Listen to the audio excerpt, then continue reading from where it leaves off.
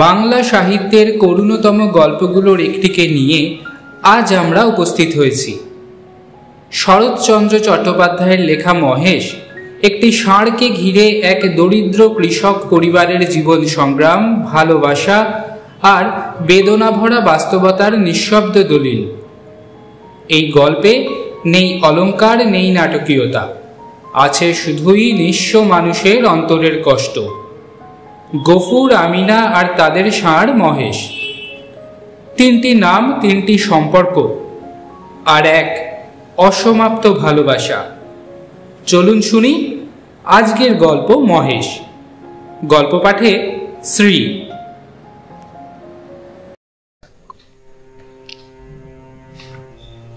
গ্রামের নাম কাশীপুর।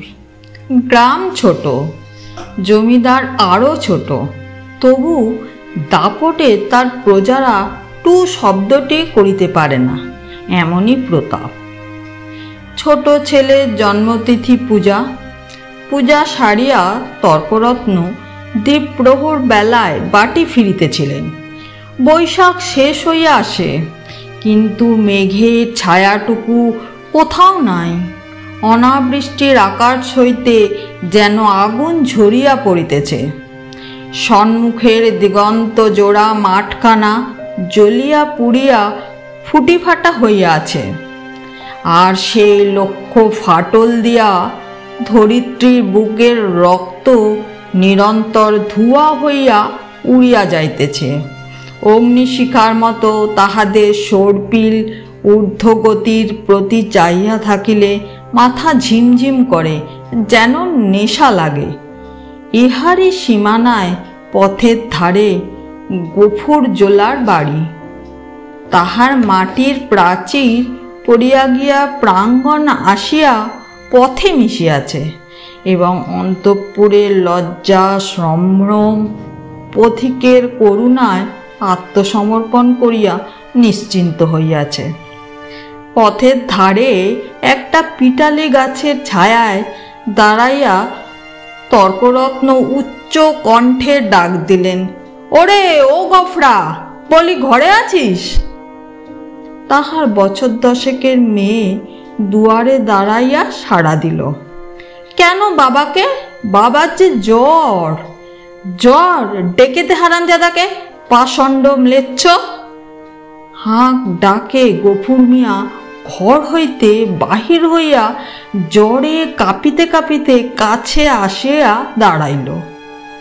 ভাঙা প্রাচীরের গা ঘেঁষিয়া একটা পুরাতন বাবলা গাছ, তাহার ডালে বাঁধা একটা ষাঁড়। তর্করত্নে দেখা করিলেন, ওটা হচ্ছে কি শুনি? এই হিঁদুর গা, ব্রাহ্মণ জমিদার, সে খেয়াল আছে? তার মুখখানা রাগে ও রৌদ্রের ঝাঁঝে রক্তবর্ণ, সুতরাং সে মুখ দিয়া তপ্ত খড়বাক্যই বাহির হইবে। কিন্তু হেতুটা বুঝিতে না পারিয়া গফুর শুধু চাহিয়া রহিল। তর্করত্ন বলিলেন, সকালে যাওয়ার সময় দেখে গেছি বাধা, দুপুরে ফেরবার পথে দেখছি তেমনি ঠায় বাধা। গোহত্যা হলে যে কর্তাকে তোকে জ্যান্ত কবর দেবে, সে যে সে বামুন নয়। কি করবো বাবা ঠাকুর, বড় লাচারে পড়ে গেছি। কদিন থেকে গায়ে জ্বর, দড়ি ধরে যে 2 খুঁটো খাইয়ে আনবো তা মাথা ঘুরে পড়ে যায়। তবে ছেড়ে দে না, আপনি চড়াই করে আসুক। কোথায় ছাড়বো বাবা ঠাকুর? লোকের ধান এখনো সব ঝাড়া হয়নি, খামারে পড়ে। খড় এখনো গাদি দেওয়া হয়নি। মাঠের আলগুলো সব জ্বলে গেল, কোথাও এক মুঠো ঘাস নেই। কার ধানে মুখ দেবে, কার গাদা ফেরে খাবে, কেমনে ছাড়ি বাবা ঠাকুর? তর্করত্ন একটু নরম হইয়া কহিলেন, না ছাড়িস তো ঠান্ডায় কোথাও বেঁধে দিয়ে 2 আটি বিচুলি ফেলে দে না, ততক্ষণ চিবক। তোর মেয়ে ভাত রাঁধেনি? ফ্যানে জলে দে না 1 গামলা খা। গফুর জবাব দিল না। নিরুপায়ের মতো তর্করত্নের মুখের পানে চাইয়া তাহার নিজের মুখ দিয়া শুধু একটা দীর্ঘ নিঃশ্বাস বাহির হইয়া আসিল। তর্করত্ন বলিলেন, তাও নেই বুঝি? কি করলি খড়? ভাগে এবার যা পেলি সমস্ত বেচে পেটায় নমো। গরুটার জন্যে এক আটি ফেলে রাখতে নেই বেটা কষাই। এই নিষ্ঠুর অভিযোগে গোপর যেন বাক রোধ হইয়া গেল। ক্ষণেক পরে ধীরে ধীরে কহিল, কাহনখানে খড় এবারে ভাগে পেয়েছিলাম, কিন্তু গেল সনের বকেয়া বলে কর্তামশাই সব ধরে রাখলেন। কেঁদে কেটে হাতে পায়ে পড়ে বললাম, বাবুমশাই হাকিম তুমি, তোমার রাজিত্বে ছেড়ে আর কোথায় পালাবো? আমাকে ৫-১০ বিচুলি না হয় দাও। চালে খড় নেই, একখানি ঘর, বাপ বেটিতে থাকি, তাও না হয় তালপাতায় গাজা দিয়ে বর্ষাটা কাটিয়ে দেব, কিন্তু না খেতে পেয়ে আমার মহেশ মরে যাবে। তর্করত্ন হাসিয়া কহিলেন, ইস, সাত করে আবার নাম রাখা হয়েছে মহেশ, হেসে বাঁচিনে। কিন্তু এ বিদ্রুপ গফুরের কানে গেল না। সে বলিতে লাগিল, কিন্তু হাকিমের দয়া হলো না। মাস দুয়েকের খোরাকের মতো ধান রুটি আমাদের দিলেন, কিন্তু বেবা খড় সরকারে গাদা হয়ে গেল। ও আমায় কুটোটি পেলে না। বলিতে বলিতে কণ্ঠস্বর তাহার অশ্রু ভারে ভারী হইয়া উঠিল। কিন্তু তর্করত্নের তাহাতে করুণার উদয় হইল না। কইলা, আচ্ছা মানুষ তো তুই, খেয়ে নিয়েছিস, নিবি নে? জমিদার কি তোকে ঘর থেকে খাবে নাকি?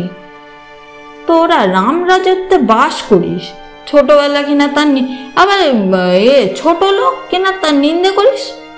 বসু লজ্জিত হইয়া বলিল, নিন্দে করবো কেন বাবা ঠাকুর? নিন্দে আমরা করিনি, কিন্তু কোথা থেকে দিই বলতো? বিঘা চারেক জমি ভাগে করি, কিন্তু উপরি উপরি 2 সন আজন্মা। মাঠের ধান মাঠেই শুকিয়ে গেল। বাপ বেটিতে দুবেলা দুটো পেট ভরে খেতে পর্যন্ত পাইনি। ঘরের পানে চেয়ে দেখো, বৃষ্টি বাদলে মেয়েটাকে নিয়ে কোণে বসে রাত কাটাই। পা ছড়িয়ে শোবার ঠাঁই মেলে না। মহেশকে একটি বার তাকিয়ে দেখো, 5 গোনা যাচ্ছে। দাও না ঠাকুরমশাই, কাহন 2 ধান, গরুটাকে 2 দিন পেট পুড়ে খেতে দিই। বলিতে বলিতে সে ধপ করিয়া ব্রাহ্মণের পায়ের কাছে বসিয়া পড়িল। তর্করত্ন তীরবৎ 2 পা পিছাইয়া গিয়া কহিলেন, মরো, ছুঁয়ে ফেলি নাকি? না বাবা ঠাকুর, ছোবো কেন? ছোবো না, কিন্তু দাও এবার আমাকে কাহন 2 খড়। তোমার 4-4টে গাদা সেদিন দেখে এসেছি, এ কটি দিলে তুমি টেরও পাবে না। আমরা না খেতে পেয়ে মরি, কিন্তু ও আমার অবলা জীব, কথা বলতে পারে না, শুধু চেয়ে থাকে আর চোখ দিয়ে জল পড়ে। তর্করত্ন কহিল, ধান নিবি, শুধবি কি করে শুনি? গফুর আশান্বিত হইয়া ব্যগ্রস্বরে বলিয়া উঠিল, যেমন করে পারি শুধব বাবা ঠাকুর, তোমাকে ফাঁকি দেব না। তর্করত্ন মুখে এক প্রকার শব্দ করিয়া গফুরের ব্যাকুল কণ্ঠের অনুকরণ করিয়া কহিলেন, ফাঁকি দেব না, যেমন করিয়া পারি শুধব। রসিক না গো, যা যা, সব পচ্ছার, ঘরে যাই, বেলা বয়ে গেল। এই বলিয়া তিনি একটু মুচকি হাসিয়া পা বাড়াইয়া সহসা সবয়ে পিছাইয়া গিয়া সক্রোধে বলিয়া উঠলেন, মরো, শিং নেড়ে আসে যে, গুতবে নাকি? গফুর উঠিয়া দাঁড়াইল। ঠাকুরের হাতে ফল মূল ও ভিজা চালের পুটুলি ছিল। সেইটা দেখিয়া কহিল, গন্ধ পেয়েছে, 1 মুঠো খেতে চায়। খেতে চায় তা বটে, যেমন চাষা তার তেমনি বলদ। খড় জোটে না, চাল কলায় খাওয়া চাই। নে নে, পথ থেকে সরিয়ে বাঁধ। যে সিং কোন দিন দেখছি কাকে খুন করবে। এই বলিয়া তর্করত্ন পাশ কাটাইয়া হন হন করিয়া চলিয়া গেলেন। গফুর সেই দিক হইতে দৃষ্টি ফিরাইয়া ক্ষণকাল স্তব্ধ হইয়া মহেশের মুখের দিকে চাহিয়া রইল। তাহার নিবিড় গভীর কালো চোখ দুটি বেদনা ও ক্ষুধায় ভরা। কহিল, তোকে দিলে না এক মুঠো? ওদের অনেক আছে, তবুও দেয় না, না দিগ্গে। তাহার গলা বুঝিয়া আসিল, তারপরে চোখ দিয়া টপ টপ করিয়া জল পড়িতে লাগিল। কাছে আসিয়া নীরবে ধীরে ধীরে তাহার গলায়, মাথায়, পিঠে হাত বুলাইয়া দিতে দিতে চুপি চুপি বলিতে লাগিল, মহেশ, তুই আমার ছেলে, তুই আমাদের 8 সন প্রীতিপালন করে বুড়ো হয়েছিস। তোকে আমি পেট পুড়ে খেতে দিতে পারিনি, কিন্তু তুই তো জানিস তোকে আমি কত ভালোবাসি। মহেশ প্রত্যুত্তরে শুধু গলা বাড়াইয়া আরামে চোখ বুজিয়া রইল। গভীর চোখের জল গরুটার পিঠের উপর রগড়াইয়া মুছিয়া ফেলিয়া তেমনি অস্ফুটে কইতে লাগিল, জমিদার তোর মুখের খাবার কেড়ে নিলে, শ্মশানধারের গায়ের যে গোচরটুকু ছিল তাও পয়সার লোভে জমা বিলি করে দিলে। এই 2 বছরে তোকে কেমন করে বাঁচিয়ে রাখি বল? ছেড়ে দিলে তুই পরের গাদা ফেরে খাবি, মানুষের কলা গাছে মুখ দিবি। তোকে নিয়ে আমি যে কি করি, গায়ে আর তোর জোর নেই, দেশের কেউ তোকে চায় না। লোকে বলে তোকে গোহাটাই বেঁচে ফেলতে। কথাটা মনে মনে উচ্চারণ করিয়াই তার আবার 2 চোখ দিয়া টপ টপ করিয়া জল পড়িতে লাগিল। হাত দিয়া মুছিয়া ফেলিয়া গফুর একবার এদিক ওদিক চাহিল। তারপরে ভাঙা ঘরের পিছন হইতে কতটা পুরানো বিবর্ণ খড় আনিয়া মহেশকে দিয়ে আস্তে আস্তে কহিল, নে শিকটিক করে একটু খেয়ে নে বাবা, দেরি হলে আবার। বাবা, কেন মা? ভাত খাবে, এসো। এই বলিয়া আমিনা ঘর হইতে দুয়ারে আসিয়া দাঁড়াইল। এক মুহূর্ত চাইয়া থাকিয়া কহিল, মহেশকে আবার চাল ফেরে খড় দিয়েছ বাবা? ঠিক এই ভয়ে সে করিতেছিল। লজ্জিত হইয়া বলিল, পুরনো পচা খড় মা, আপনিই সরে যাচ্ছিল। আমি যে ভেতর থেকে শুনতে পেলাম বাবা, তুমি টেনে বার করছ। না মা, ঠিক টেনে নয় বটে, কিন্তু দেওয়ালটা যে পড়ে যাবে বাবা। গফুর চুপ করিয়া রহিল। একটি মাত্র ঘর ছাড়া আর সবই গেছে, এবং এমন ধারা করিলে আগামী বর্ষায় ইহাও টিকিবে না। এ কথা সে নিজের চার কে বেশি জানে, অথচ এই উপায়ে বা কটা দিন চলে। মেয়ে কহিল, হাত ধুয়ে ভাত খাবে, এসো বাবা, আমি বেড়ে দিয়েছি। গফুর কহিল, ফ্যানটুকু দে তো মা, একবারে খাইয়ে দিয়ে যাই। ফ্যান যে আজ নেই বাবা, হাঁড়িতেই মরে গেছে। নেই? গফুর নীরব হইয়া রহিল। দুঃখের দিনে এটুকু যে নষ্ট করা যায় না, এই 10 বছরের মেয়েটাও তা বুঝিয়াছে। হাত ধুইয়া সে ঘরের মধ্যে গিয়া দাঁড়াইল। একটা পিতলের থালায় পিতার সাকান্ন সাজাইয়া দিয়া কন্যা নিজের জন্য একখানি মাটির সানকিতে ভাত বাড়িয়া লইয়াছে। চাইয়া চাইয়া গফুর আস্তে আস্তে কহিল, আমিনা, আমার গায়ে যে আবার শীত করে মা, জ্বর গায়ে খাওয়া কি ভালো?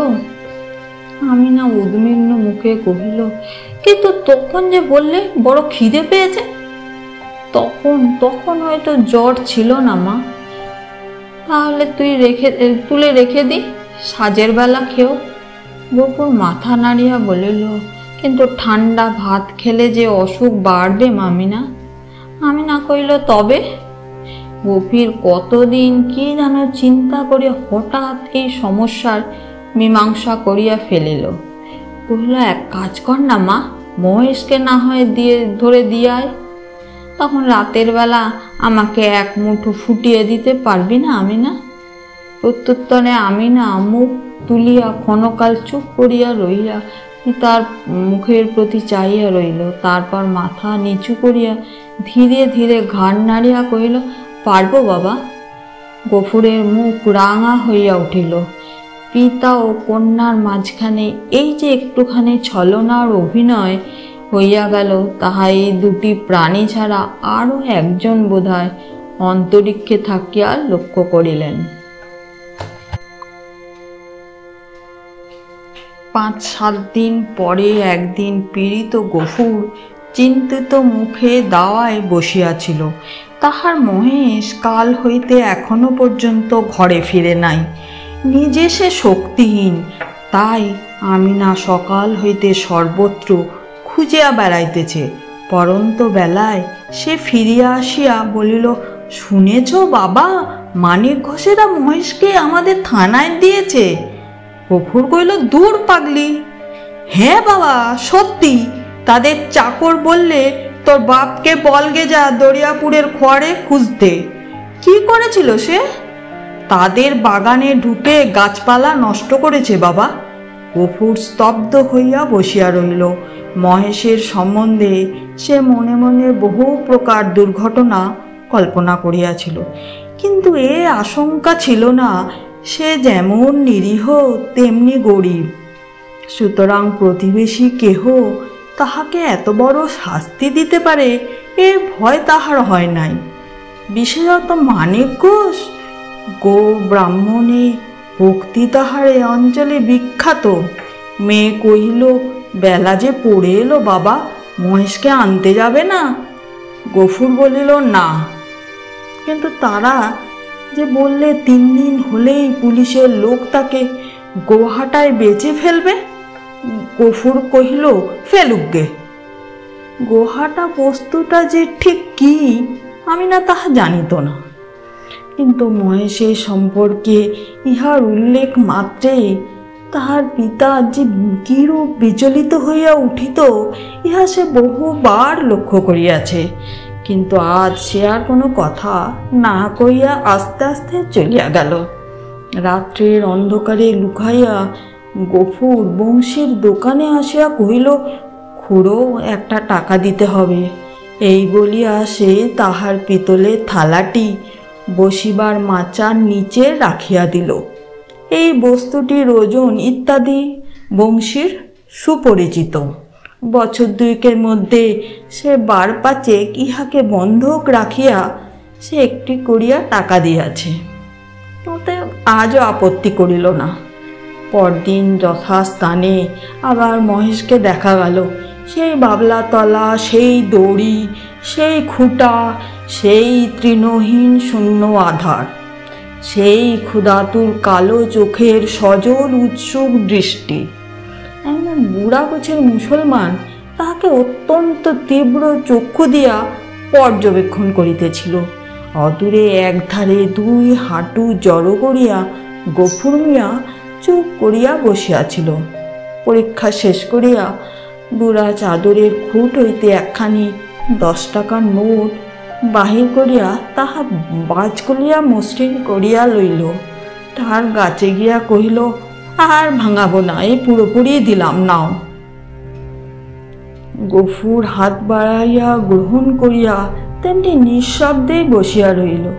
যে 2 জন লোক সঙ্গে আসিয়াছিল তাহারা গরুর দড়ি খুলিবার উদ্যোগ করিতে, কিন্তু সে অকস্মাৎ সোজা হইয়া উঠিয়া দাঁড়াইয়া উদ্ধত কণ্ঠে বলিয়া উঠিল, দড়িতে হাত দিও না বলছি, খবরদার বলছি, ভালো হবে না। তাহারা চমকাইয়া গেল। বুড়ো আশ্চর্য হইয়া কইল, কেন?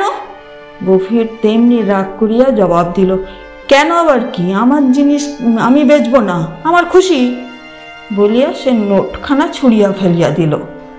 তাহারা কহিল, কাল পথে আস্তে আস্তে বায়না নিয়ে এলে যে, এই নাও না তোমাদের বায়না ফিরিয়ে। এই বলিয়া সে ট্যাক হইতে 2 টাকা বাহির করিয়া ঝনাত করিয়া ফেলিয়া দিল। একটা কলহ বাঁধিবার উপক্রম হয়ে দেখিয়া বুড়া হাসিয়া ধীরভাবে কহিল, চাপ দিয়া 2 টাকা বেশি নেবে এই তো? তাও হয়ে পানি খেতে ওর মেয়ের হাতে 2 টাকা দাও, কেমন? এই না। না, কিন্তু এর বেশি 1 আদলা কেউ দাম দেবে না তা জানো? গফুর সজোরে মাথা নাড়িয়া কইল না। বুড়ো বিরক্ত হইয়া কইল, না তো কি, চামড়াটারই যে দামে বিকবে, নইলে মালারা কি আছে? তোবা তোবা। গফুরের মুখ দিয়া হঠাৎ একটা বিশ্রী কটু কথা বাহির হইয়া গেল। পরক্ষণে সে ছুটিয়া গিয়া নিজের ঘরে ঢুকিয়া চিৎকার করিয়া শাসাইতে লাগিল যে তাহার যদি অবিলম্বে গ্রাম ছাড়িয়া না যায় তো জমিদারের লোক ডাকিয়া জুতা পিটা করিয়া ছাড়িবে। হাঙ্গামা বাঁধিয়া লোকগুলা চলিয়া গেল, কিন্তু কিছুক্ষণে জমিদার সদর হইতে তাহার ডাক পড়িল। গফুর বুঝিল এই কথা কর্তার কানে গেছে। সদরে ভদ্র অভদ্র অনেকগুলি ব্যক্তি বসিয়াছিল। শিবু চোখ রাঙা করিয়া কহিলেন, গফরা, তোকে যে আমি কি সাজা দেব ভেবে পাইনে। কোথায় বাস করে আছিস জানিস? গফুর হাত জোর করিয়া কহিল, জানি। আমরা খেতে পাইনি, নইলে আজ আপনি যা জরিমানা করতেন আমি না করতাম না। সকলেই বিস্মিত হইল। এই লোকটাকে জেদি এবং বদমেজাজি বলিয়া তাহারা জানিত। সে কাঁদো কাঁদো হইয়া কহিল, এমন কাজ আর কখনো করব না কর্তা। এই বলিয়া সে নিজের দুই হাত দিয়া নিজের দুই কান মলিল এবং প্রাঙ্গণের একদিক হইতে আরেক দিক পর্যন্ত নাক্কর দিয়া উঠিয়া দাঁড়াইল। শিবু সদয়ে কাণ্ঠে বলে, আচ্ছা যা যা হয়েছে, এখন আর এইসব মতি বুদ্ধি করিস নে। বিবরণ শুনিয়া সকলে কণ্টকিত হইয়া উঠিলেন এবং এ মহাপাতক যে শুধু কর্তার পূর্ণ প্রভাবে ও শাসন ভয়েই নিবারিত হইয়াছে সে বিষয়ে কাহারও সংশয় মাত্র রহিল না। তর্করত্ন উপস্থিত ছিলেন, তিনি ও শব্দের শাস্ত্রীয় ব্যাখ্যা করিলেন এবং যে জন্যে এই ধর্মজ্ঞানহীন ম্লেচ্ছ জাতিকে গ্রামের তীর সীমানায় বসবাস করিতে দেওয়া নিষিদ্ধ তা প্রকাশ করিয়া সকলের জ্ঞাননেত্র বিকশিত করিয়া দিলেন। গফুর একটা কথার জবাব দিল না। যথার্থ প্রাপ্য মনে করিয়া অপমান ও সকল তিরস্কার সবিনয়ে মাথা পাতিয়া লইয়া প্রসন্ন চিত্তে ঘরে ফিরিয়া গেল। প্রতিবেশীদের গৃহ হইতে ফ্যান চাহিয়া আনিয়া মহেশকে খাওয়াইল এবং তার গায়ে মাথায় শিঙে বারংবার হাত বুলাইয়া অস্ফুটে কত কথাই বলিতে লাগিল।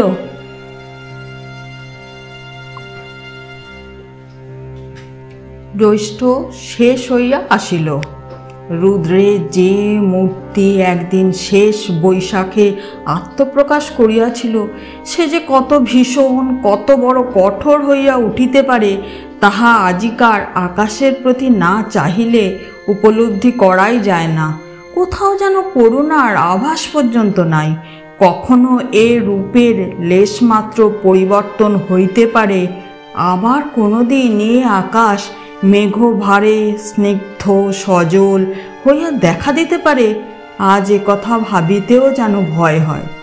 মনে হয় সমস্ত প্রজ্বলিত নভস্থল ব্যাপিয়া যে অগ্নি অহরহ ঝরিতেছে, ইহার অন্ত নাই, সমাপ্তি নাই।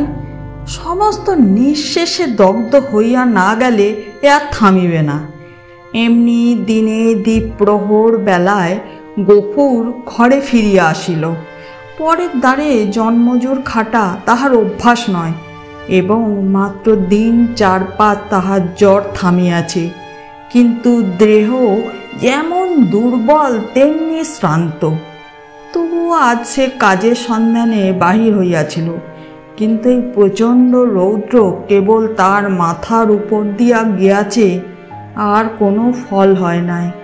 ক্ষুধায়, পিপাসায় ও ক্লান্তিতে সে প্রায় অন্ধকার দেখিতেছিল। প্রাঙ্গণে দাঁড়াইয়া ডাক দিল, আমি না, ভাত হয়েছে রে। মেয়ের ঘর হইতে আস্তে আস্তে বাহিরে হইয়া নিরুত্তরে খুঁটি ধরিয়া দাঁড়াইল।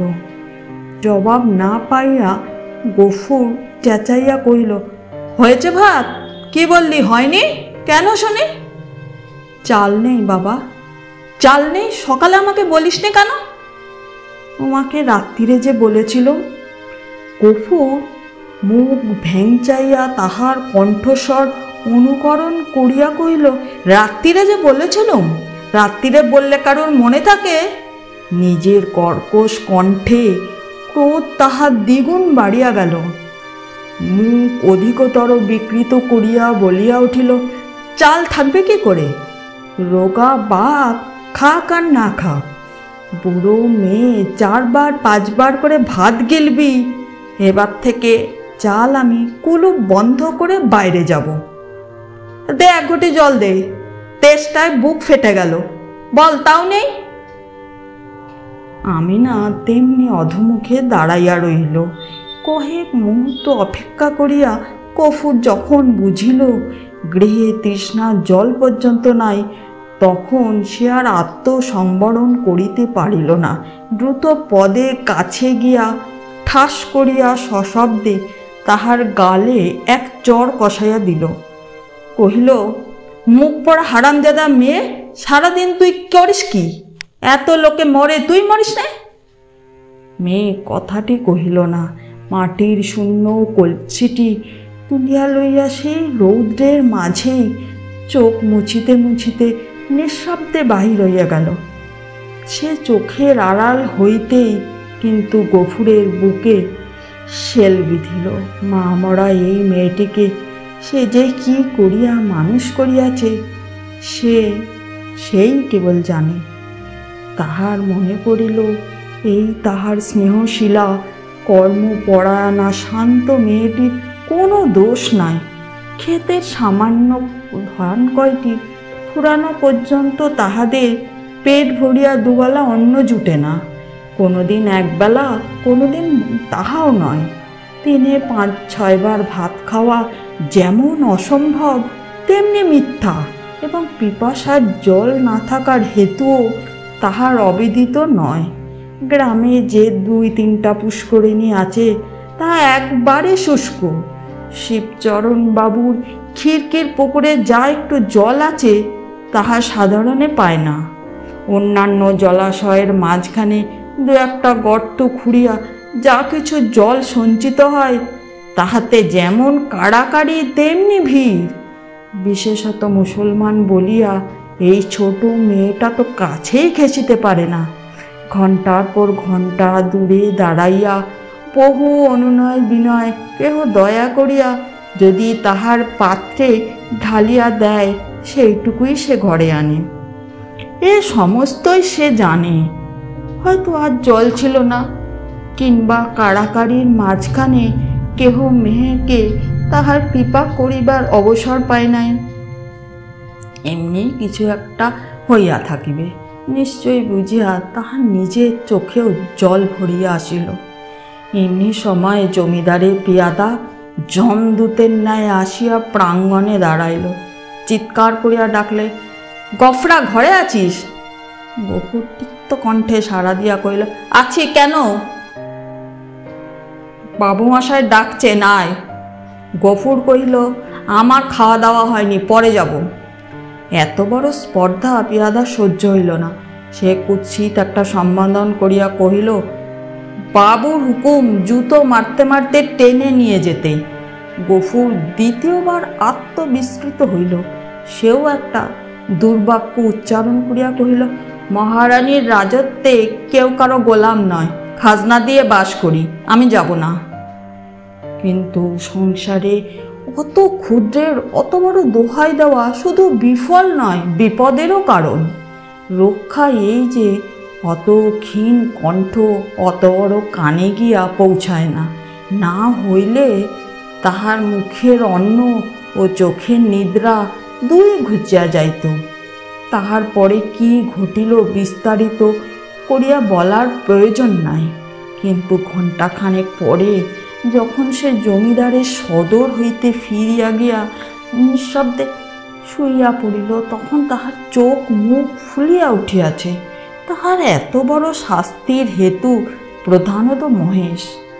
গফুর বাটি হইতে বাহির হইবার পরে সেও দড়ি ছিঁড়িয়া বাহির হইয়া পড়ে এবং জমিদারের প্রাঙ্গণে ঢুকিয়া ফুল গাছ খাইয়াছে। ধান শুকাইতেছিল, তাহা ফেলিয়া ছড়াইয়া নষ্ট করিয়াছে। পরিশেষে ধরিবার উপক্রম করায় বাবুর ছোট মেয়েকে ফেলিয়া দিয়া পলায়ন করিয়াছে। এইরূপ ঘটনা এই প্রথম নয়, ইতিপূর্বেও ঘটিয়াছে। শুধু গরিব বলিয়াই তাহাকে মাপ করা হইয়াছিল।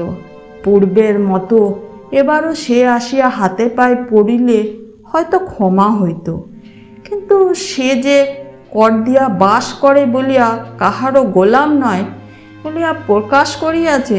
প্রজার মুখের এত বড় স্পর্ধা জমিদার হইয়া শিবচরণ কোনো মতে সহ্য করিতে পারেন নাই।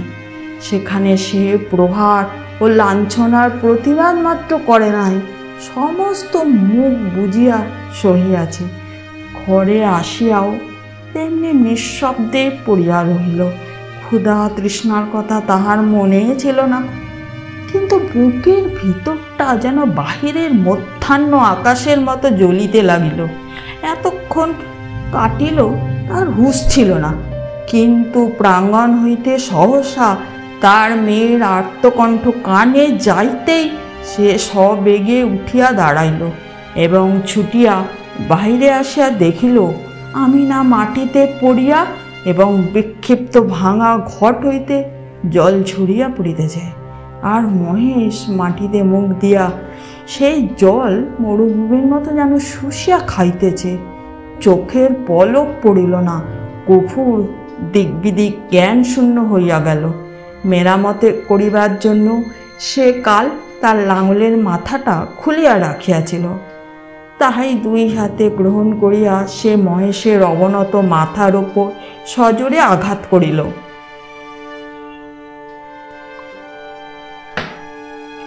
একটিবার মাত্র মহেশ মুখ তুলিবার চেষ্টা করিল, তাহার পরে তাহার অনাহার ক্লিষ্ট শীর্ণ দেহ ভূমিতলে লুটাইয়া পড়িল। চোখের কোণ বাহিয়া কয়েক বিন্দু অশ্রু ও কান বাহিয়া কয়েক ফোঁটা রক্ত গড়াইয়া পড়িল। বার দুই সমস্ত শরীরটা তাহার থরথর করিয়া কাঁপিয়া উঠিল। তারপরে সম্মুখ ও পশ্চাতের পা দুটো তাহার যত দূর যায় প্রসারিত করিয়া মহেশ শেষ নিঃশ্বাস ত্যাগ করিল। আমিনা কাঁদিয়া উঠিয়া বলিল, কি করলে বাবা, মানে মহেশ যে মরে গেল। গফুর নড়িল না, জবাব দিল না, শুধু নির্নিমেষ চক্ষে আর একজোড়া নিমেষহীন গভীর কালো চক্ষের পানে চাহিয়া পাথরের মতো নিশ্চল হইয়া রহিল। ঘণ্টা দুয়ের মধ্যে সংবাদ পাইয়া গ্রামান্তে মুচির দল আসিয়া জুটিল। তাহারা বাঁশে বাঁধিয়া মহেশকে ভাগাড়ে লইয়া চলিল। তাহাদের হাতে ধারালো চকচকে ছুরি দেখিয়া গফুর ছিউরিয়া চক্ষু মুদিল, কিন্তু একটা কথাও কহিল না। পাড়ার লোকে কহিল, তর্করত্নের কাছে ব্যবস্থা নিতে জমিদার লোক পাঠিয়েছেন, প্রাচিত্তিরের খরচ জোগাতে এবার তোকে না ভিটে বেচতে হয়। গফুর এ সকল কথারও উত্তর দিল না। দুই হাঁটুর উপর মুখ রাখিয়া ঠায় বসিয়া রহিল। অনেক রাত্রে গফুর মেয়েকে তুলিয়া কহিল, আমিনা চল আমরা যাই। সে দাওয়ায় ঘুমাইয়া পড়িয়াছিল। চোখ মুছিয়া উঠিয়া বসিয়া কহিল, কোথায় যাব বাবা? গফুর কহিল, ফুলবেড়ে চটকলে কাজ করতে। মেয়ে আশ্চর্য হইয়া চাহিয়া রইল। ইতিপূর্বে অনেক দুঃখেও পিতা তাহার কলে কাজ করিতে রাজি হয় নাই। সেখানে ধর্ম থাকে না, মেয়েদের ইজ্জত আবরু থাকে না, এ কথা সে বহুবার শুনিয়াছে। গফুর কহিল, দেরি করিস নে মা, চল, অনেক হাঁটতে হবে। আমিনা জল খাইবার ঘটি ও পিতার ভাত খাইবার পিতলের থালাটি সঙ্গে লইতেছিল। গফুর নিষেধ করিল, ওসব থাক মা, ওতে আমার মহেশের প্রায়শ্চিত্তি হবে। অন্ধকার গভীর নিশীথে যে এসে মেয়ের হাত ধরিয়া বাহির হইল। এ গ্রামে আত্মীয় কেউ তার ছিল না, কাহাকেও বলিবার কিছু নাই। আঙিনা পার হইয়া পথের ধারে সেই বাবলাতলায় আসিয়া সে থমকাইয়া দাঁড়াইয়া সহসা হু হু করিয়া কাঁদিয়া উঠিল। নক্ষত্র খচিত কালো আকাশে মুখ তুলিয়া বলিল, আল্লাহ আমাকে যত খুশি সাজা দিও, কিন্তু মহেশ আমার তেষ্টা নিয়ে মরেছে। তার চরে খাবার এতটুকু জমি কেউ রাখেনি। যে তোমার দেওয়া মাঠের ঘাস, তোমার দেওয়া তেষ্টার জল তাকে খেতে দেয়নি, তার কসুর তুমি যেন কখনো মাফ করো না।